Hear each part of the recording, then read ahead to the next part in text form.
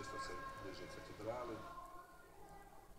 Samo ozračje koje vlada u gradu Sarajevu i Bosni i Hercegovini otkriva šta predstavlja dolazak Pape Franje. Ljudi se raduju, evo, pokazuju tu pozitivnu energiju. A i on želi, okreće se na sve strane, ako bi htio kao svako godine zagrliti i dodirnuti, sigurno. Ove će slike sigurno ostati dugo i puno ćemo puta gledati još oduševljenje ljudi na licima i veselje, radost. A to čovjek koji treba jedno iskreni sused, iskreno veselje. Zaista svjedočimo kako Papa nikada pogled ne skida s općina, pogotovo onih potrebnih na marginama.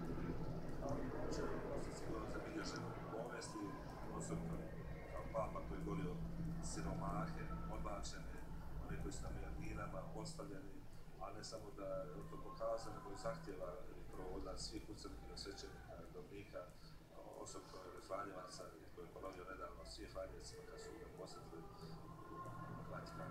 Evo, u ovim trenucima, poštovani gledatelji, gledamo Papa Franjo dolazi pred katedralu. Vidimo da to baš